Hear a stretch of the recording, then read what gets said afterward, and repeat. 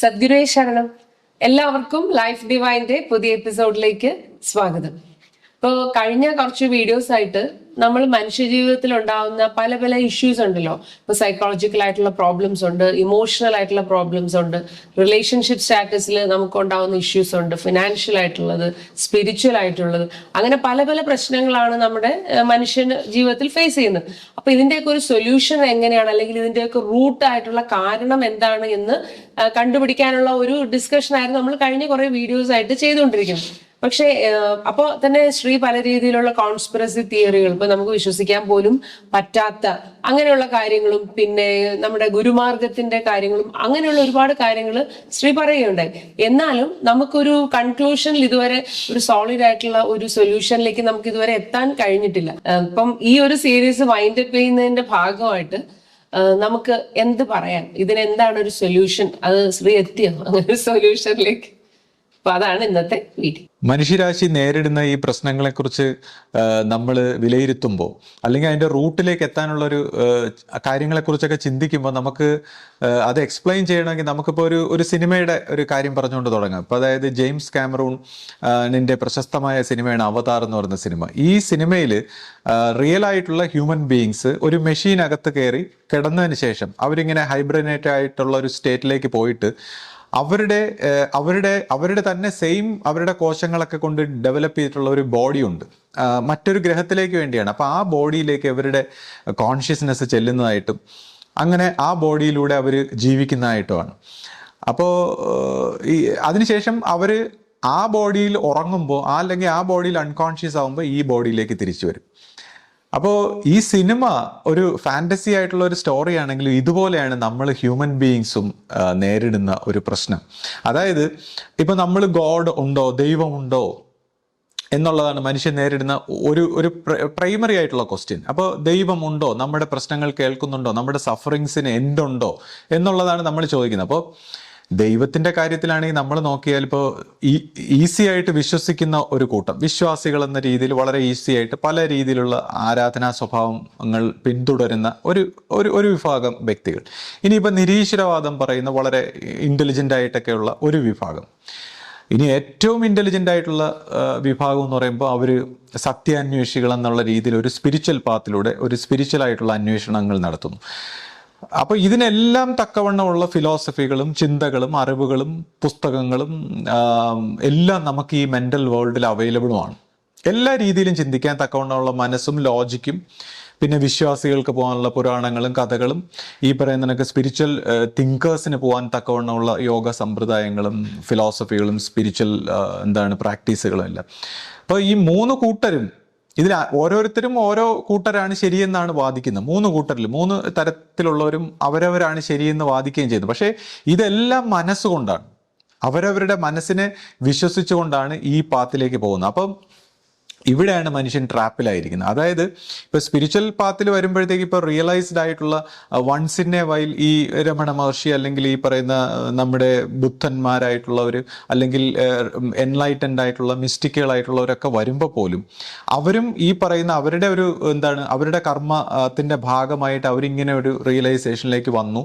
എന്നാൽ ഈ പാത്ത് പിന്തുടരുന്നവർ, അവർക്ക് എത്രത്തോളം അത് പൂർണ്ണതയിലേക്ക് പോകാൻ പറ്റുന്നില്ല, അല്ലെങ്കിൽ അവരുടെ ഒരു കർമ്മഗതിക്ക് അനുസരിച്ചേ പോകാൻ പറ്റുന്നുള്ളൂ. തൻ്റെ കർമ്മത്തിനനുസരിച്ച്, കാര്യം മനസ്സ് കർമ്മത്തിനെ ഫോളോ ചെയ്യുന്ന ഒരു പ്രോഗ്രാമാണല്ലോ. അപ്പൊ കർമ്മത്തിനനുസരിച്ചേ ഫോളോ ചെയ്യാൻ പറ്റുന്നു. കർമ്മഗതിയിൽ നിന്ന് മോചനം കിട്ടാതെ ആർക്കും പറ്റുന്നതുമില്ല. അപ്പൊ ഇങ്ങനെ നോക്കുമ്പോൾ ഈ ഒരു മനസ്സെന്ന് പറയുന്ന ഒരു ട്രാപ്പിൽ എല്ലാവരും കുടുങ്ങിയിരിക്കുകയാണ്. അപ്പോൾ ഈ മനസ്സിനെ കുറിച്ച് കൂടുതൽ നമ്മൾ ചിന്തിച്ചു പോകുമ്പോൾ ഇതൊരു വലിയ യൂണിവേഴ്സൽ ആയിട്ടുള്ള കാര്യം. ഒരു ഇൻഡിവിജ്വൽ മനസ്സ് ക്രോസ് ചെയ്യുമ്പോൾ പിന്നെ ഒരു യൂണിവേഴ്സൽ മനസ്സിലാണ് വരുന്നത്. അപ്പോൾ ഒരു യൂണിവേഴ്സൽ മനസ്സ് വരുമ്പോൾ ഇതൊരു മെട്രിക്സ് ആയിട്ടാണ്, ഒരു യൂണിവേഴ്സൽ പ്രോഗ്രാം ആയിട്ടാണ്.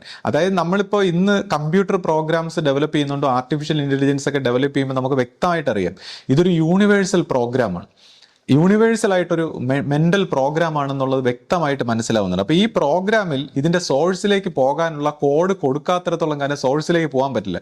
എല്ലാവരും ഈ മനസ്സിൽ ഓരോരോ പ്രോഗ്രാമിന്റെ ഓരോരോ ആട്ടം കളിക്കുകയാണ്. അപ്പൊ ഇതിനകത്തുനിന്ന് എങ്ങനെ മോചിക്കുമെന്നുള്ള ഒരു രീതി, അതാണ് നമ്മൾ ഈ പല രീതിയിൽ സഫർ ചെയ്യുന്നത്. കാര്യം ഈ മനസ്സിൽ എല്ലാത്തിനുള്ള ഓപ്പോസിറ്റ് തോട്ട്സും ഉണ്ട്. നമ്മൾ എന്ത് രീതിയിൽ ചിന്തിക്കുമ്പോഴും അതിന്റെ ഓപ്പോസിറ്റ് ഉള്ളത് കൊണ്ട് ദ്വന്ദ്ങ്ങളാണ്. അപ്പോൾ ഓപ്പോസിറ്റ് ഉള്ളതുകൊണ്ട് കോൺഫ്ലിക്റ്റ് ആണ്, എപ്പോഴും കോൺഫ്ലിക്റ്റ് ആണ്. അതാണ് നമ്മളെ ഈ പറയുന്ന ഒരു സഫറിങ്സിലും നമ്മളെ ഡിപ്രഷനിലും നിരാശയിലും എല്ലാം വരുത്തുന്നത്.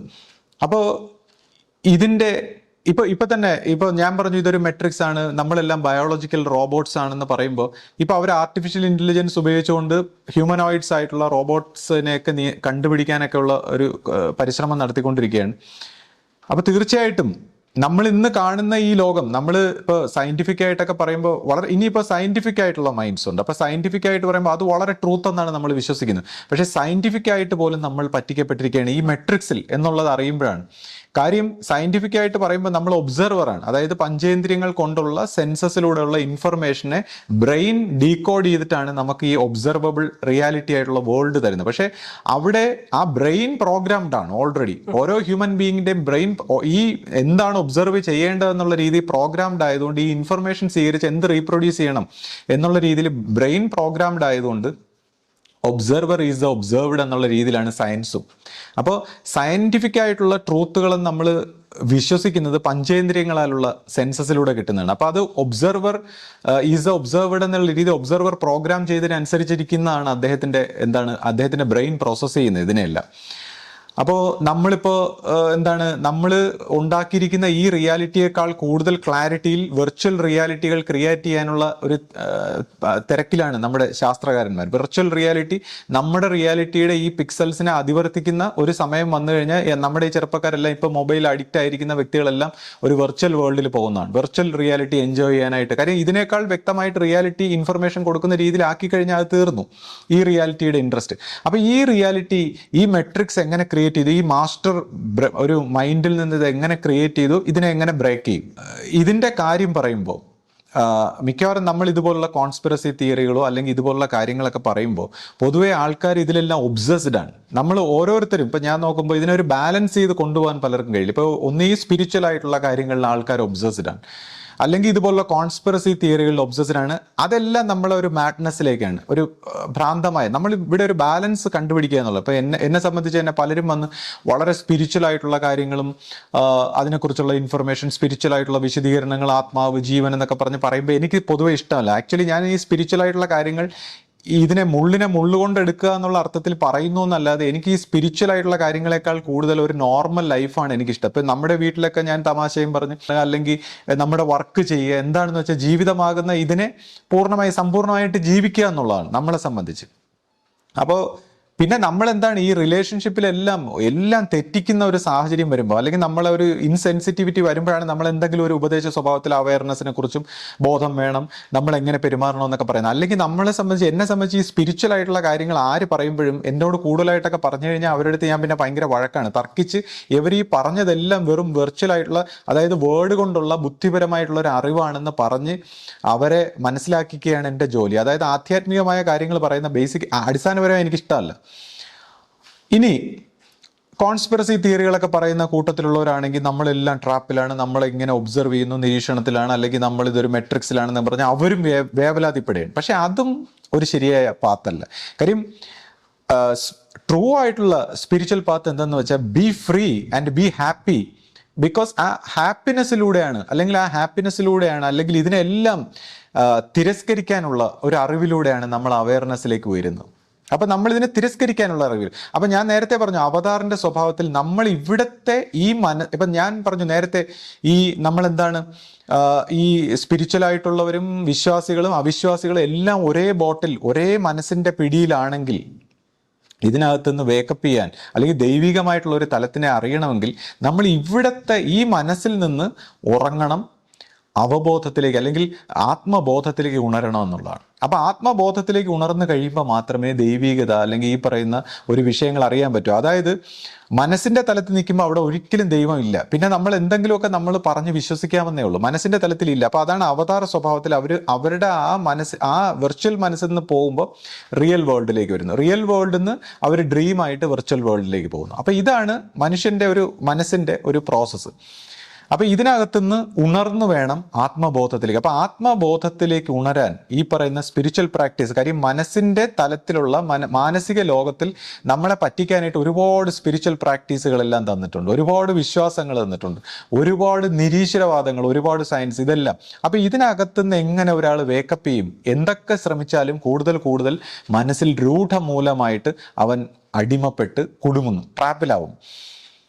ഇപ്പോൾ വിശ്വാസം, ഒരുപാട് വിശ്വാസം പറയുന്ന ആൾ അടുത്ത ജന്മം ചിലപ്പോൾ അവിശ്വാസിയായിട്ട് ജനിക്കും. അടുത്ത ഈ ആസ്ട്രൽ ബോഡി മൈൻഡ് കൊണ്ടുപോയിട്ട് വീണ്ടും അവിശ്വാസിയായിട്ട്. ഒരുപാട് നിരീശ്വരവാദം പറയുന്ന ആൾ അടുത്ത ജന്മം വിശ്വാസം. കാര്യം ഈ മൈൻഡ് ഓപ്പോസിറ്റിലാണ്, വിശ്വാസി അയാൾ പോലും അറിയാതെ.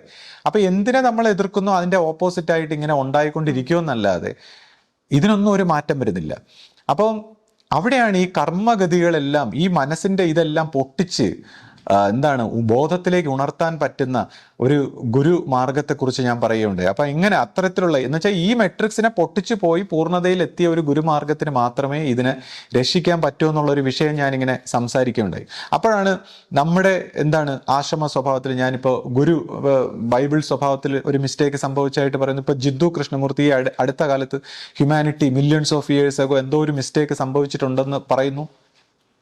ഇപ്പൊ സയന്റിഫിക് ആയിട്ട് പോലും നമ്മൾ ചോദിക്കും ഈ മില്യൺസ് ഓഫ് ഇയേഴ്സ് ഇതൊക്കെ എങ്ങനെയാണെന്നുള്ളത്. അപ്പൊ അവിടെയും നമ്മൾ മനസ്സിലാക്കേണ്ടത് ഈ ഒരു മെട്രിക്സ് ഇതൊരു ഹിപ്നോസിസ് ആയതുകൊണ്ട് എന്ത് കാര്യത്തിനെ മാനിപ്പുലേറ്റ് ചെയ്യാൻ പറ്റും, ഇവിടുത്തെ യൂണിവേഴ്സൽ ലോയെ മാറ്റാൻ പറ്റും, എന്താണ് ഇവിടുത്തെ എല്ലാ അപ്പിയറൻസിനെയും മാറ്റാനും കൂടെ പറ്റുന്നുണ്ട്. ഈ കാലക്രമത്തിൽ നമ്മൾ ഹിസ്റ്ററി എന്ന് പഠിച്ചു വെച്ചേക്കുന്ന എല്ലാം മൈൻഡിന്റെ ഭാഗമായതുകൊണ്ട് തന്നെ ഇതിനെ മാനിപ്പുലേറ്റ് ചെയ്യാനും ഈസിയാണ്. അതുകൊണ്ട് തന്നെ സയന്റിഫിക് ഒബ്സർവേഷൻ പോലും എന്താണ് മാനിപ്പുലേറ്റ് ചെയ്യപ്പെടാം, ഈ ലോ മാറ്റാൻ പറ്റുന്നുണ്ട്. അപ്പോൾ അങ്ങനെ ഇരിക്കുമ്പോൾ ഇതെന്താണ് ഈ മിസ്റ്റേക്ക് എന്ന് പറയുമ്പോൾ ഇത് നമ്മളൊരു പുരാണ കഥ പോലെ പറയേണ്ടി വരും. കാര്യം ഇത് ഓരോ ഹ്യൂമൻ ബീയിങ്ങിൻ്റെയും കഥയാണ്. ഈ മനുഷ്യരാശിയുടെ ചരിത്രം എന്ന് പറയുമ്പോൾ നമ്മൾ കളക്റ്റീവായിട്ടൊരു ഔട്ട്സൈഡ് വേൾഡിനെ കുറിച്ചാണ് ചിന്തിക്കുന്നത്. അതൊരു മെട്രിക്സ് ആകുമ്പോൾ ഔട്ട്സൈഡ് വേൾഡിനേക്കാൾ കൂടുതൽ ആത്മാവെന്ന തലത്തിൽ ഇത് ഓരോ വ്യക്തികളുടെയും ലോകമാണ്, വ്യത്യസ്തമായ ഇത് ഓരോ വ്യക്തിയുടെയും ചരിത്രമാണ്. മനുഷ്യരാശിയുടെ ചരിത്രം എന്ന് പറയുന്ന ഒരു വ്യക്തിയുടെ ചരിത്രം, ഓരോ വ്യക്തികളുടെയും ഇൻഡിവിജ്വൽ ചരിത്രമാണ്. അപ്പോൾ ആ ചരിത്രം പൊയറ്റിക്കലായിട്ട് പറയുമ്പോൾ ഇതെവിടെ തെറ്റി എന്ന് നമ്മൾ ചിന്തിക്കുമ്പോൾ നമ്മുടെ ഗുരു ഇങ്ങനെ പറഞ്ഞു, ഇതിപ്പോൾ ഇങ്ങനെ മനു സമ്പ്രദായത്തിൽ വന്ന ഒരു ആചാര്യൻ്റെ തെറ്റ്, അതായത് സത്യത്രാൻ എന്ന് പറയുന്ന ഒരു ഋഷി അഹം ബ്രഹ്മാസ്മി എന്ന് പറഞ്ഞപ്പോൾ ആ അഹം ബ്രഹ്മാസ്മി എന്ന് എന്തുകൊണ്ട് പറഞ്ഞു? ഗോഡ്, അല്ലെങ്കിൽ നമ്മൾ പറയും ഈ ആത്മബോധത്തിൽ എത്തുമ്പോൾ റിയൽ ക്രിയേഷൻ, മൈൻഡിന്റെ അല്ലാത്തുള്ള ചേതന കൊണ്ട് ചൈതന്യത്തിന്റെ കോൺഷ്യസ്നെസിന്റെ ക്രിയേഷൻ, അതാണ് നമ്മൾ ആത്മീയതയിൽ പറയും ട്രൂത്ത് സീക്കേഴ്സ്. സത്യം എന്താണെന്ന് കാണൂ. സത്യത്തിന്റെ ഇപ്പോൾ റിയാലിറ്റി ആയിട്ട് അപ്പിയർ ചെയ്യുന്നതിനേക്കാൾ ഉപരി സത്യം എന്താണ്, സത്യത്തിന്റെ ദൃഷ്ടി എന്നൊക്കെ നമ്മൾ പറയുന്നതാണ്. അപ്പോൾ ഈ ഒരു സത്യത്രാൻ എന്ന് പറയുന്ന ഋഷിക്ക് ഗോഡാണ് ക്രിയേറ്റർ എങ്കിൽ ഗോഡിനെ പോലെ ക്രിയേറ്റർ ആകാൻ, അല്ലെങ്കിൽ ഗോഡിനെ പോലെ അനുകരിക്കാനുള്ള ഒരു വാസനയിൽ നിന്നാകണം ഈ അഹം ബ്രഹ്മാസ്മി എന്ന് പറഞ്ഞിട്ട് അദ്ദേഹം ക്രിയേഷൻ. അപ്പോൾ ആ ഒരു ക്രിയേറ്ററായി സ്വയം. അപ്പോൾ എന്താണ് ഒരു ത്രിമൂർത്തി സമ്പ്രദായം, അപ്പോൾ ഒരു ക്രിയേഷൻ, അതിനുശേഷം ആ ക്രിയേഷനിൽ ഒരു ബ്രഹ്മശാപം ഉണ്ടായി എന്ന് പറയുന്നു. അതായത് പരമമായ ആ സത്യത്തിൽ നിന്നൊരു ശാപം ഉണ്ടായി.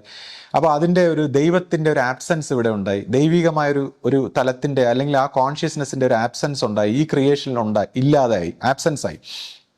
അപ്പോൾ അതുകൊണ്ട് തന്നെ നമ്മൾ എത്രയൊക്കെ ദൈവം എന്ന് പറഞ്ഞാൽ ഇത് നമ്മുടെ മനസ്സിൻ്റെ ഒരു ഭാവന മാത്രമേ ആവും. റിയൽ ഗോഡുമായിട്ടുള്ള ഒരു ബന്ധം മനുഷ്യന് വരാൻ പറ്റില്ല. അതുകൊണ്ടാണ് ഈ വിശ്വാസ സ്വഭാവത്തിൽ വരുന്ന കുറേ ആൾക്കാർ ഒരു തലം കഴിയുമ്പോൾ അവിശ്വാസിയായി മാറും. അത് നിരീശ്വരവാദം പറയുന്ന ഒരു കുറേ കാലം കഴിയുമ്പോൾ വിശ്വാസിയായി മാറും. കാര്യം മനസ്സിട്ട് പറ്റിക്കുകയാണ്.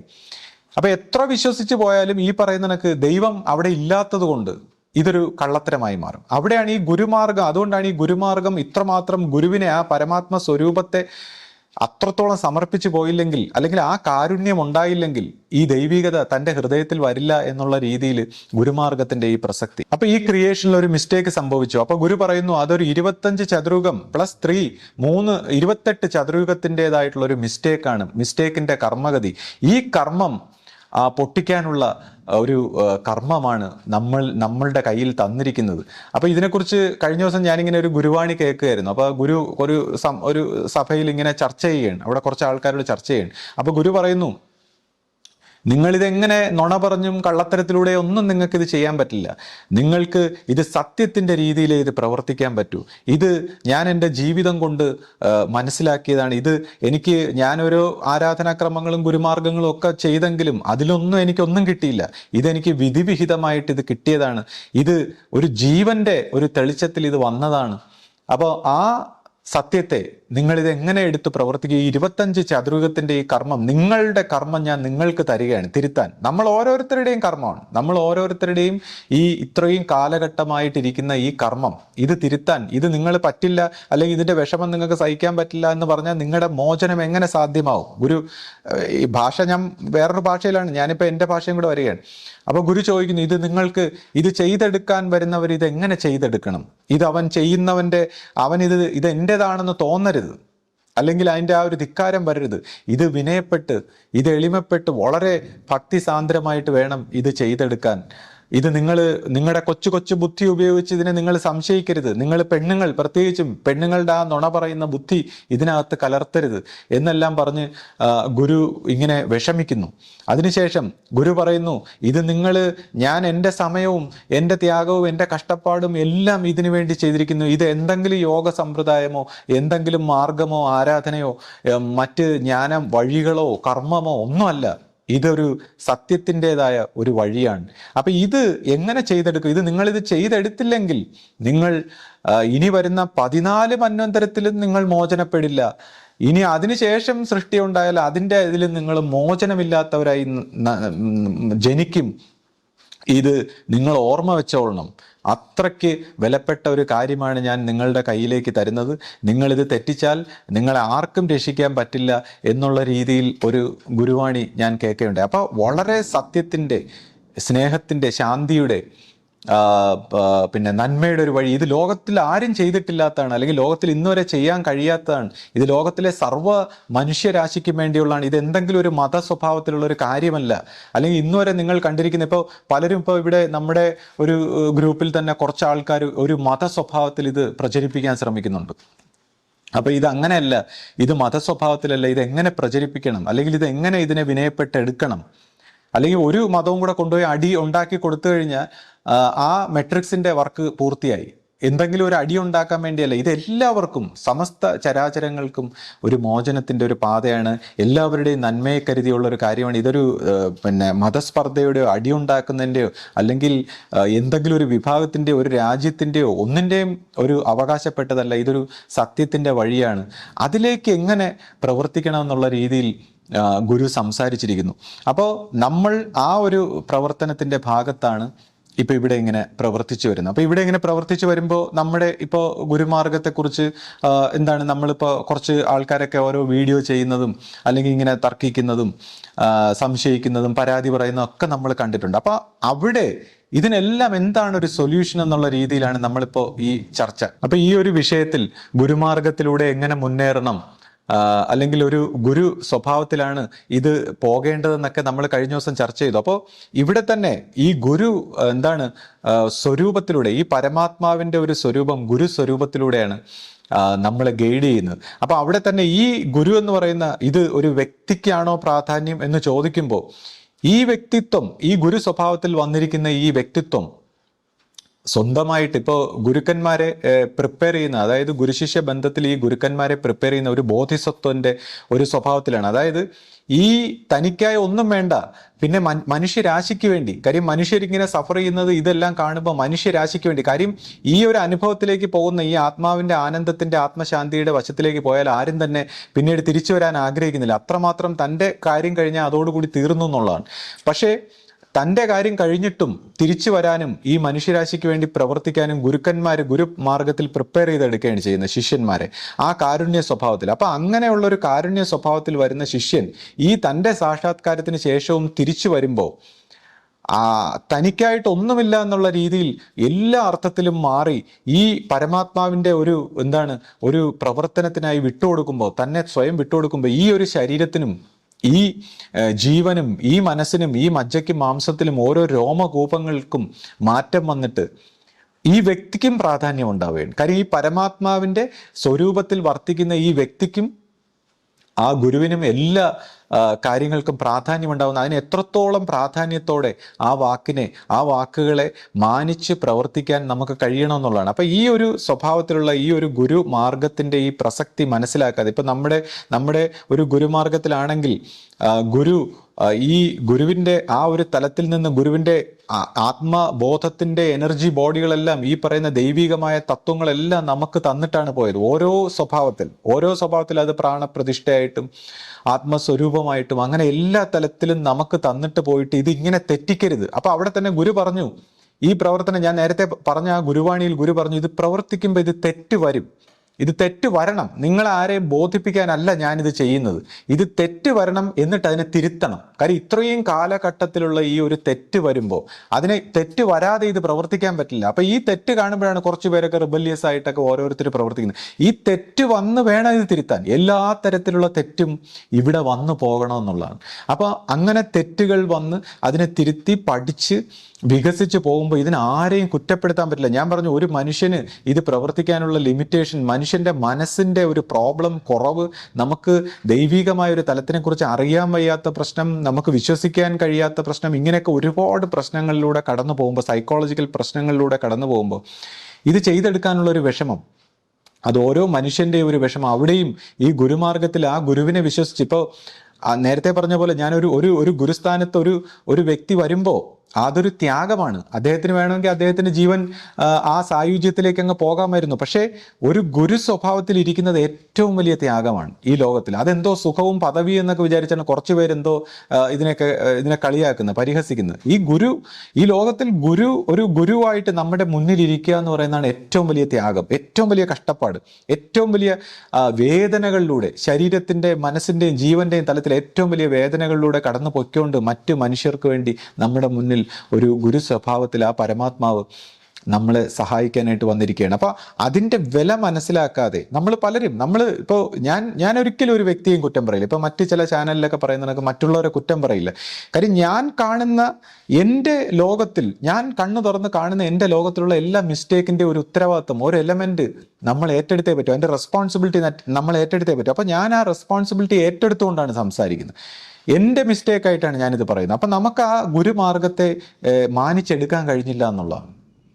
ഇപ്പം എന്നെ സംബന്ധിച്ചാണെങ്കിൽ ഞാനൊക്കെ ഒരുപാട് പാത്തുകളും ഒരുപാട് കാര്യങ്ങളും ഒരുപാട് രീതിയിലുള്ള മാർഗങ്ങളും ഒക്കെ വായിക്കുകയും പ്രാക്ടീസ് ചെയ്യുകയും അതിൻ്റെ പിറകെയൊക്കെ പോയതുകൊണ്ട് നമുക്കിതിൻ്റെ വിഷമം മനസ്സിലാവുന്നുണ്ട്. മനസ്സിൻ്റെ പ്രോബ്ലങ്ങളെക്കുറിച്ച് ഞാൻ പഠിച്ചതുകൊണ്ടും എൻ്റെ ഈ വർഷങ്ങൾ പോയതുകൊണ്ടും ഒക്കെ എനിക്കിത് മനസ്സിലാവുന്നുണ്ട്. ഇപ്പോൾ ഈസി ആയിട്ട് ചിലർ വിശ്വസിക്കുമ്പോൾ അത് അവരുടെ ഒരു ഭാഗ്യം. എന്നാൽ ആ വിശ്വാസം ഉറച്ചു വരാൻ കുറച്ച് കഴിയുമ്പോൾ ഇത് സംശയമാകും. കാര്യം ബോധം ഉദിക്കുമ്പോൾ ഫസ്റ്റ് സംശയമാണ് ഉണ്ടാകുന്നത്. ഒരാളുടെ ബോധം വികസിച്ച് കഴിയുമ്പോൾ സംശയമാണ് ആദ്യം തുടങ്ങുന്നത്. അപ്പോൾ അതുകൊണ്ട് തന്നെ ഈ ഒരു കാര്യത്തിലേക്ക് ഉറച്ചു വരാൻ, ഇതിൻ്റെ വിശ്വാസം ഉറച്ചെടുക്കാനൊക്കെ വളരെ ബുദ്ധിമുട്ടുള്ളൊരു സാഹചര്യത്തിൽ ഒരുപാട് കോംപ്ലിക്കേഷനാണ്. അപ്പോൾ നമ്മളെല്ലാവർക്കും ആ ഒരു മാനിച്ചെടുക്കാൻ ഒരു കുറവ് വന്നുപോയി.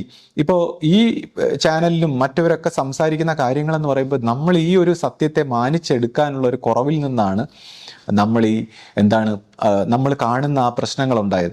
കൂടാതെ ഇപ്പോൾ മനുഷ്യർ, നമ്മൾ പരമാത്മാവിനെ ബഹുമാനിക്കുന്നു എന്ന് കരുതി, അല്ലെങ്കിൽ ദൈവ സ്വരൂപമായി കണ്ടു വണങ്ങുന്നത് പോലെ മറ്റു മനുഷ്യർക്ക് വിലയുണ്ടെന്ന് നമ്മൾ കരുതിയാൽ, അല്ലെങ്കിൽ ഓരോരുത്തരും ആരെങ്കിലും എന്തെങ്കിലും അവസ്ഥകളോ എന്തെങ്കിലും ഈ മനസ്സിന്റെ തലത്തിലുള്ള ഈ അവസ്ഥകളെല്ലാം ഒരു ഇല്യൂഷനായിരിക്കുമ്പോൾ, പരമാത്മാവ് ഗുരു സ്വഭാവത്തിൽ ഒരു വ്യക്തിയിലാണ് പ്രവർത്തിക്കുന്നതെന്ന് വരുമ്പോൾ, കാര്യം എല്ലാവരിലൂടെയും പരമാത്മാവ് പ്രവർത്തിച്ചൂടെ എന്ന് ചോദിച്ചാൽ, ഈ പറഞ്ഞ മെട്രിക്സിന്റെ അഹം ബ്രഹ്മം എന്ന് പറയുന്ന ഇത്രയും തലങ്ങളിലുള്ള ഈ മെട്രിക്സിൽ മൊത്തം ഈ പറയുന്ന പൈശാചിക ശക്തിയുടെ ഇൻഫ്ലുവൻസിലാണ്.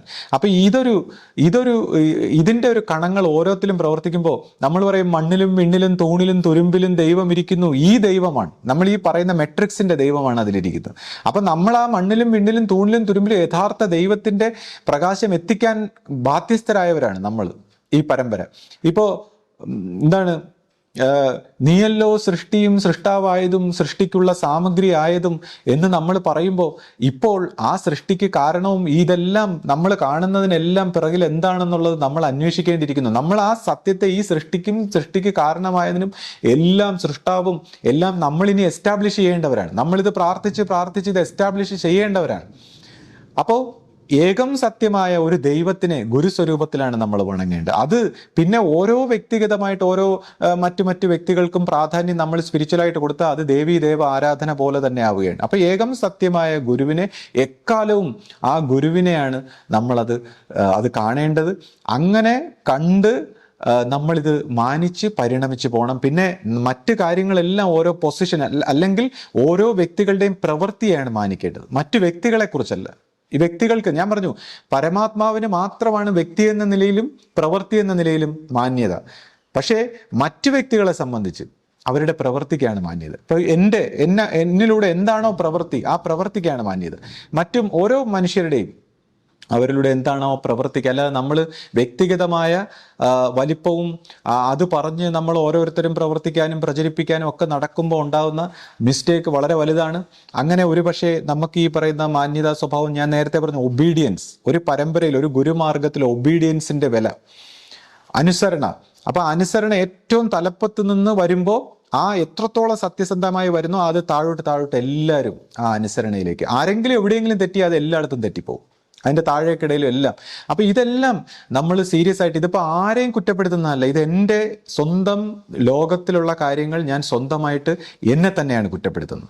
അപ്പൊ എന്നെ കുറ്റപ്പെടുത്തുന്നതിനോടുള്ള ഒപ്പം ഞാനത് ഷെയർ ചെയ്യാണ്. അങ്ങനെ നമ്മൾ ഓരോരുത്തരും നമ്മളെ കുറ്റപ്പെടുത്തുമ്പോഴാണ് നമ്മൾ അകത്തേക്ക് പരിണമിക്കുന്നത്. അപ്പോൾ എന്നെ കുറിച്ചുള്ള ഒരു പുനർചിന്തനമാണ് ഞാൻ നടത്തുന്നത്. അതിനോടൊപ്പം നമ്മൾ ഓരോരുത്തരും പുനർചിന്തനം ചെയ്യുമ്പോൾ ഈ മാന്യതാക്കുറവും ഈ ഒബീഡിയൻസ്, വാക്കനുസരിച്ച് പ്രവർത്തിക്കുക, അത് അവനവൻ്റെ ബുദ്ധിയിൽ പ്രവർത്തിക്കുമ്പോൾ ഈ പറഞ്ഞ പോലെ ആ പൈശാചികത്വത്തിന് പ്രവർത്തിക്കാൻ കഴിയും. ഓരോരുത്തരുടെയും ബുദ്ധിയിൽ ഇങ്ങനെ പ്രവർത്തിക്കുമ്പോൾ ആ പൈശാചികത്വത്തിന് പ്രവർത്തിക്കാനും മറ്റ് പരമ്പരകളെയും ലോകത്തിനെയും നശിപ്പിച്ചതുപോലെ ഇതിനെയും നശിപ്പിക്കാനും തമ്മിലടി ഉണ്ടാക്കാനും കഴിയുന്നു. അപ്പോഴാണ് ആ ഗുരുസ്വരൂപത്തെ വന്ന് വണങ്ങാനും നിരന്തരം ഗുരുദർശനം. ഇപ്പം നമ്മുടെ പരമ്പരയെ സംബന്ധിച്ച് ഏറ്റവും പ്രധാനപ്പെട്ട കാര്യമാണ് ഗുരുദർശനം.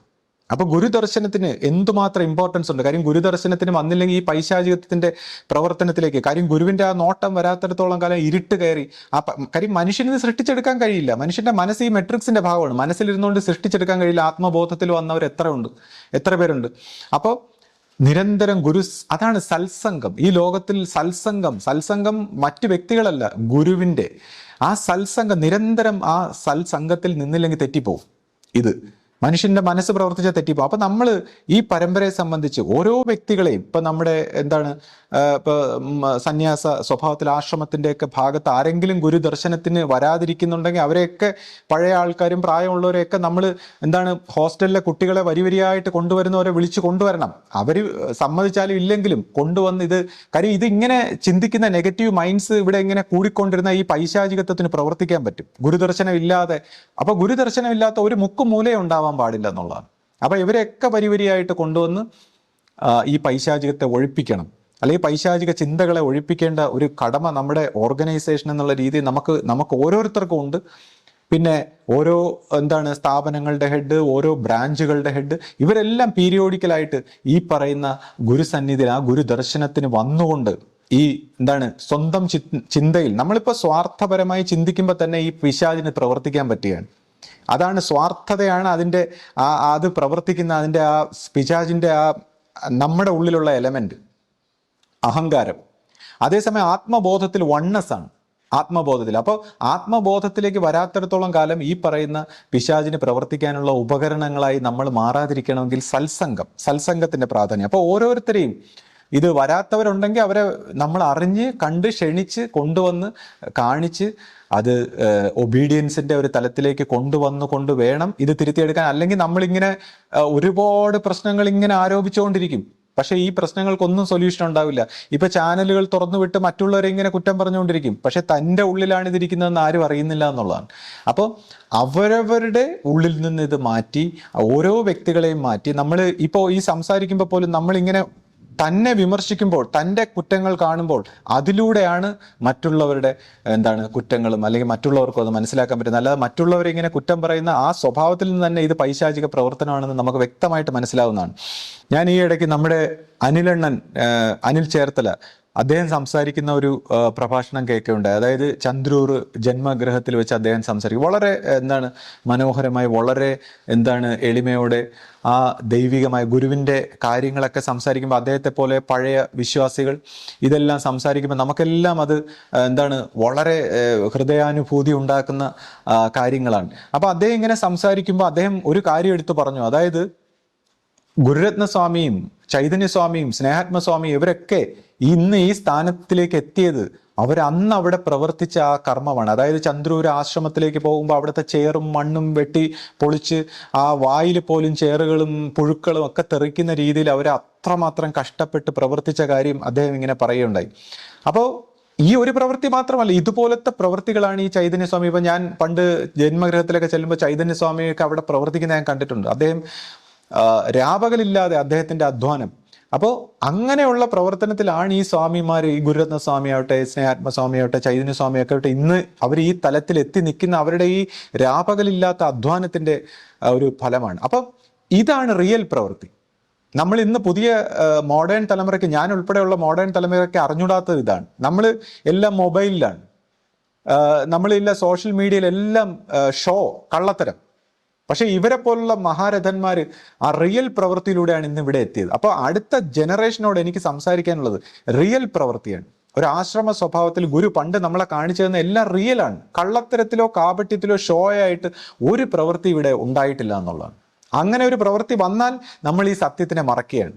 സത്യത്തിനെ മറച്ചാൽ നമുക്ക് ഒരിക്കലും ഇത് പ്രചരിപ്പിക്കാനും കഴിയില്ല. ഇപ്പോൾ സത്യത്തിന്റെ പ്രവൃത്തി, ഇപ്പോൾ വിവേകാനന്ദ സ്വാമി അന്ന് ഒരു സോഷ്യൽ മീഡിയ ഒന്നും ഇല്ലായിരുന്ന ഒരു കാലഘട്ടത്തിൽ സത്യത്തിന്റെ പ്രവൃത്തി കൊണ്ടാണ് പ്രചരിപ്പിച്ചത്. മഹാത്മാഗാന്ധി, ശ്രീനാരായണ ഗുരു, ഒന്നുമില്ലായിരുന്നു, സത്യത്തിന്റെ പ്രചരണം. പക്ഷെ ഇന്ന് നമ്മളെ സംബന്ധിച്ച് നമ്മുടെ പുതിയ തലമുറ പ്രചരണം, കാപട്യം, ഷോ, എല്ലാം ഒരു ഷോ ആയിട്ടുള്ള പ്രവർത്തനം. അപ്പൊ ഈ ഷോ കാണിക്കുമ്പോൾ സത്യത്തിന്റെ പ്രവർത്തനം മാത്രം മതി, എല്ലാവരും ഇതിലേക്ക് ആകർഷകരായി താനേ ഇവിടെ വന്നോളൂ. ഇപ്പൊ തന്നെ ഞാനൊരു മൈസൂറിനടുത്തുള്ള ഒരു തരിശു ഭൂമി ഒരു ദമ്പതികൾ ഇങ്ങനെ വിദേശികൾ വന്ന് വാങ്ങിച്ച് അവരുടെ ഒരു ആഗ്രഹം കൊണ്ട് അവർ മരങ്ങളൊക്കെ വെച്ച് പിടിപ്പിച്ചു, അതിന് വെള്ളം നനച്ചു, ഇങ്ങനെയൊക്കെ ചെയ്ത് അവസാനം അവിടെ അത് കാടായി മാറി. ആ തരിശു ഭൂമി, അവിടുത്തെ ജലനിരപ്പ് ഉയർന്നു, മഴ പെയ്തു, കാടായി, മൃഗങ്ങളെല്ലാം, വന്യമൃഗങ്ങൾ ഉൾപ്പെടെ വന്നു. അതായത് സത്യമായ ഹാർഡ് വർക്കിലൂടെയുള്ള പ്രവൃത്തി ചെയ്യുമ്പോൾ എല്ലാം അവിടെ വന്നു ചേരുകയാണ്. അപ്പൊ അതുപോലെ നമ്മുടെ ഓരോ സ്ഥാപനങ്ങളിലും എല്ലാം സത്യമായ പ്രവൃത്തി വരുമ്പോൾ, ആ സ്നേഹം കൊണ്ടുള്ള, ആത്മാർത്ഥത കൊണ്ടുള്ള, സത്യസന്ധത കൊണ്ടുള്ള പ്രവൃത്തി വരുമ്പോൾ എല്ലാം വന്നു ചേരുകയാണ്. നമ്മുടെ ഇപ്പൊ തറയിലായാലും, നമ്മുടെ സോപ്പിന്റെ സ്ഥലത്തായാലും, ആയുർവേദത്തിലായാലും, നമ്മുടെ സ്കൂളിലും, ഇവിടെയൊക്കെ എല്ലായിടത്തും ഈ സത്യമായ പ്രവൃത്തി വരുമ്പോൾ ഒരു പരസ്യവും വേണ്ട, എല്ലാം വന്നു ചേരുകയാണ്. അപ്പൊ ഇതായിരുന്നു ഗുരുവിന്റെ രീതി. അന്ന് ഗുരു മീഡിയ ഉണ്ടായിരുന്നപ്പോൾ പോലും ഇതിനെയൊന്നും അധികം ഉപയോഗിച്ചിട്ടില്ല എന്നുള്ളതാണ്. സത്യമായ പ്രവൃത്തി കൊണ്ട്. ഇപ്പോൾ പണ്ട് ഇങ്ങനെ ഗുരു പറയും ആശയപ്രചരണം എല്ലാം സത്യം പറഞ്ഞാൽ ഈ പ്രചരിപ്പിക്കുന്നവർക്കൊരു ത്യാഗമാകട്ടെ, അവരിങ്ങനെ സംസാരിക്കുമ്പോൾ അത് അവർക്ക് തന്നെ ഒരു പാഠമാകട്ടെ എന്ന് വിചാരിച്ചാണ് ഗുരു ഇങ്ങനെ ഓരോരുത്തരെയും വിട്ടിരുന്നത്. ഇപ്പൊ വിനായക സാറിനെ പോലെയൊക്കെ സംസാരിക്കുമ്പോൾ ആ സംസാരിക്കുന്നവർക്ക് അത് മനസ്സിലാകട്ടെ എന്നാണ് ഗുരു വിചാരിക്കുന്നത്. കാര്യം യഥാർത്ഥ ആശയപ്രചരണം അത് സത്യത്തിലൂടെ നടക്കൂ എന്നുള്ളത് ഗുരുവിന് വ്യക്തമാണ്. അപ്പൊ ഗുരു എങ്ങനെയാണ് ഈ ആശയപ്രചരണം നടത്തി, അല്ലെങ്കിൽ നമ്മൾ ഗുരു വിശ്വാസികളൊക്കെ ഇവിടെ വന്നത്? ഗുരു ആശയപ്രചരണം നടത്താൻ ഗുരുവിന് തോന്നുമ്പോൾ ഗുരു ഒരു വണ്ടി എടുത്തങ്ങ് ഇറങ്ങും, ഒരു തീർത്ഥയാത്ര.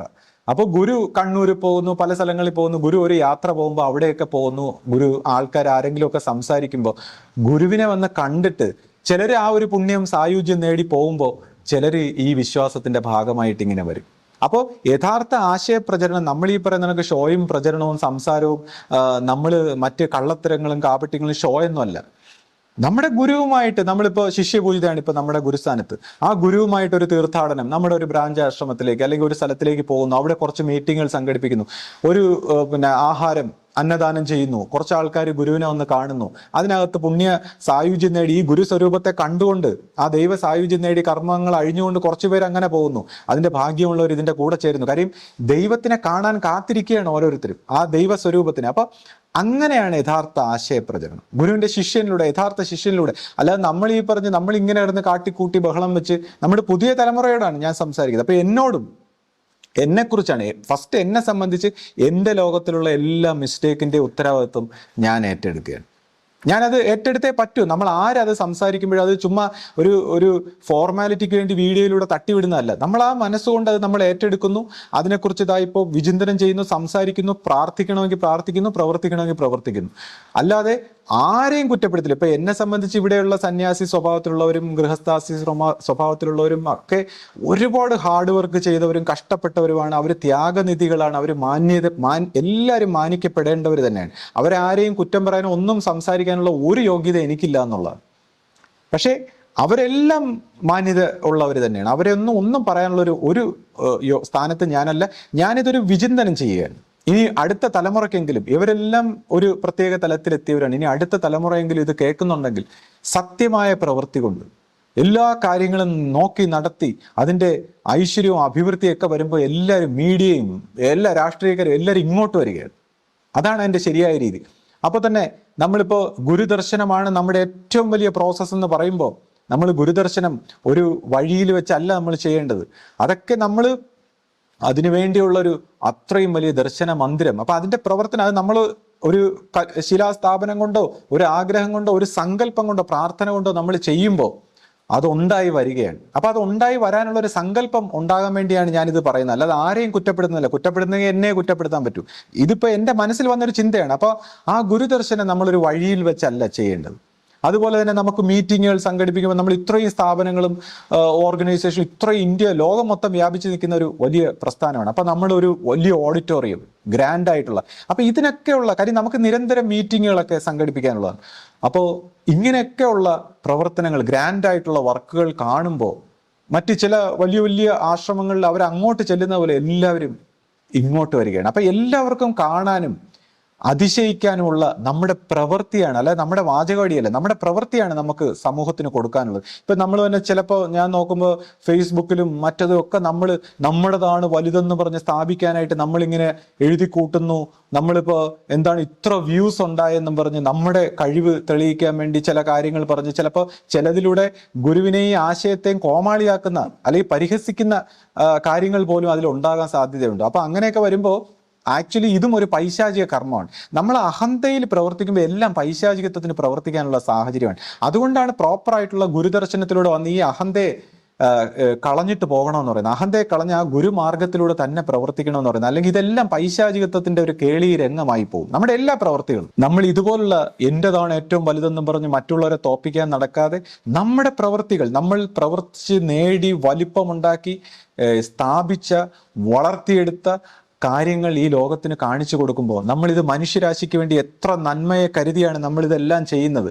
ഓരോ വ്യക്തിക്കും, ഓരോ മതത്തിനും, ഓരോ രാജ്യത്തിനും, സകല ചരാചരങ്ങൾക്കും വേണ്ടി നമ്മൾ എങ്ങനെ പ്രവർത്തിക്കുന്നു എന്ന് കാണിച്ചു കൊടുക്കുമ്പോൾ അതിൻ്റെ ആ ഒരു സത്യത്തിൻ്റെ വെളിച്ചത്തിൽ അത് വരേണ്ടവർ വരും, പോകേണ്ടവർ പോകും. അപ്പൊ ഇതിനെക്കുറിച്ചാണ് ഗുരു പറഞ്ഞത്. ഇവിടെ നിലനിൽക്കേണ്ടത് നിലനിൽക്കും, നമ്മൾ നടപ്പാക്കേണ്ടത് നടപ്പാക്കും, പൊഴിഞ്ഞു പോകേണ്ടത് പൊഴിഞ്ഞു പോകും. അപ്പം ആ ഒരു അർത്ഥത്തിൽ ഈ ഒരു ആ ദൈവ കാരുണ്യം അല്ലെങ്കിൽ ദൈവികമായ ഈ ഒരു ധർമ്മം നടപ്പാക്കാൻ നമുക്ക് ഓരോരുത്തർക്കും ഒത്തൊരുമിച്ച് പ്രവർത്തിക്കാൻ കഴിയട്ടെ.